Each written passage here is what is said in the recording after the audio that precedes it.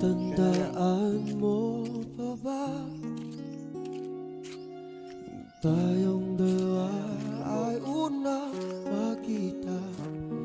Panahon ng kamusmusan sa piling ng mga bulaklak at halaman.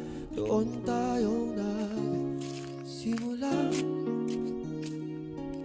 mangarap at tumulong.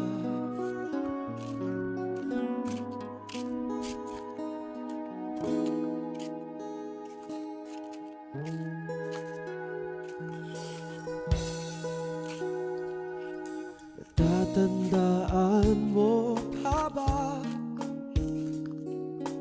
lugit kong puso sa punong mangga at ang inalay ko